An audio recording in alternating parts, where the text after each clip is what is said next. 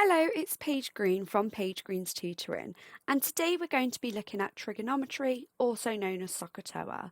Now, if you haven't already, please go and watch the first video, which will include an introduction to SOHCAHTOA, as well as how to label sides. What we're going to delve into in this video is picking what formula to use, looking at finding different sides and missing angles within our right angle triangles.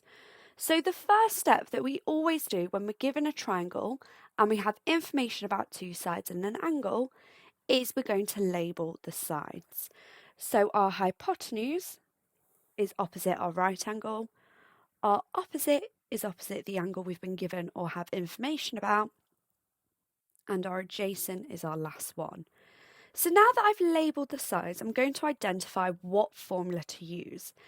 Now, if you have a look here, I've been given information about the hypotenuse and I'm trying to find the opposite. So what we need to do first is we need to write down SOHCAHTOA. Now remembering the first part is telling us what trigonometric function we're going to use, so we can ignore those for now. What we're focusing on is here, what sides each of them use. Now, as we said, we don't have any information about A. So we know we're not going to use TOA because that's got an A in it. We know we're not going to use cos because that also has an A in it. Sine is the only one that just has the opposite and the hypotenuse. So that's how we're identifying what formula to use. So now we can substitute our known values into the formula.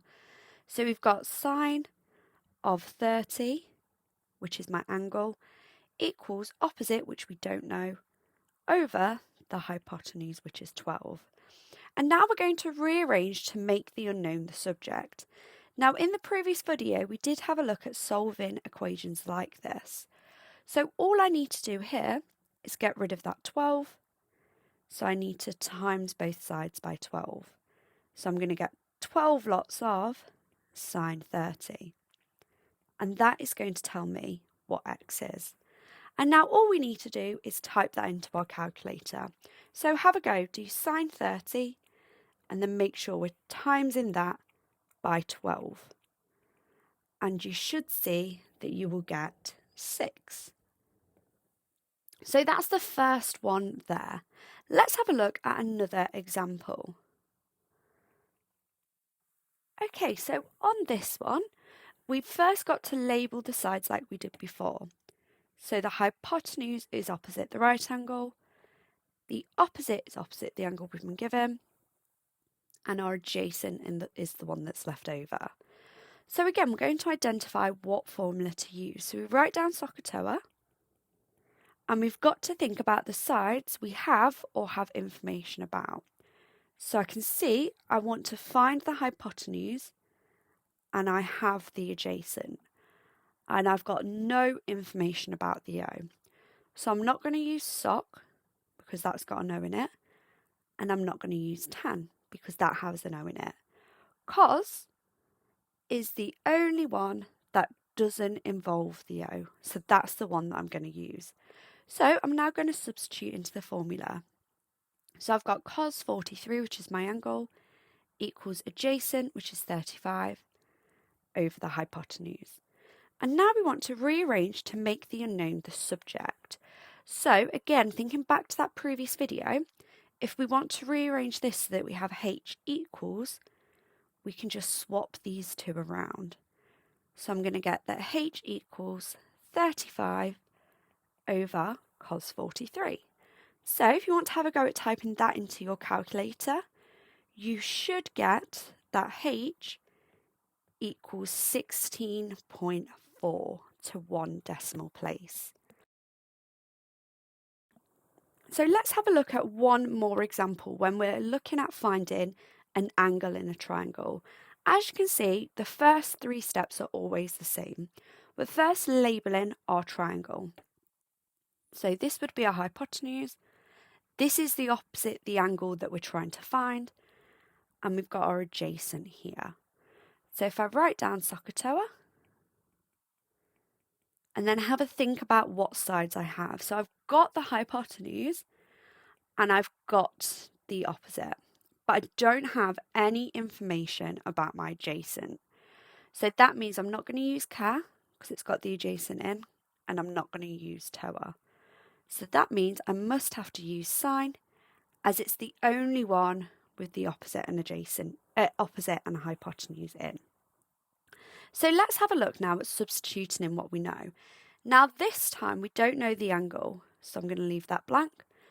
But my opposite is 13 and my hypotenuse is 15.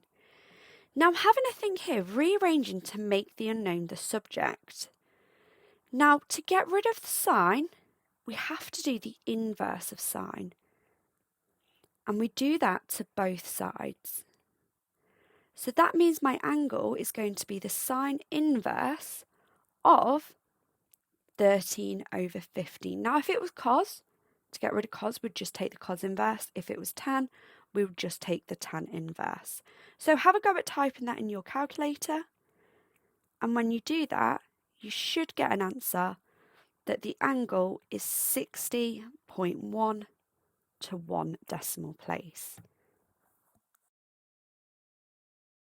So hopefully that's given you a little bit of an idea about how we can pick what formula to use. What I would like you to do now is have a go at pausing the video and have a go at these 3 questions, just to put into practice what we've had a look at.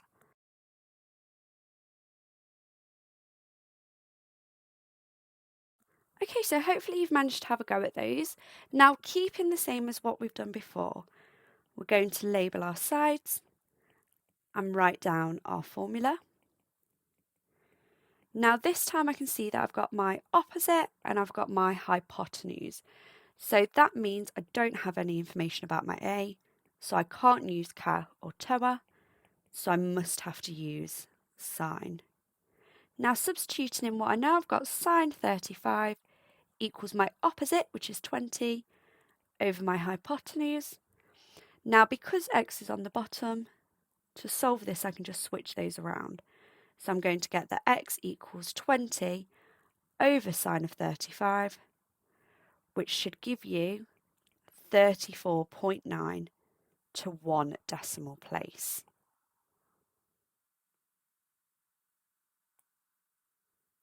Awesome. So let's have a look at that second one now.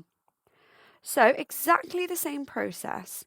We're going to label our sides. So we've got our hypotenuse opposite our right angle, our opposite the angle we've been given, and our adjacent at the end.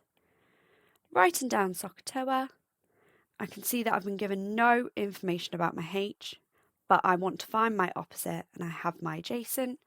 So I'm not going to use SOH and I'm not going to use ka because they have the hypotenuse in.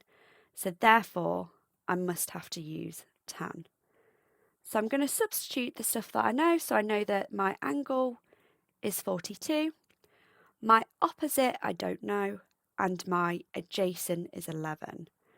So when I rearrange this, I just need to times both sides by 11 to get rid of that 11. So we've got 11 lots of tan 42.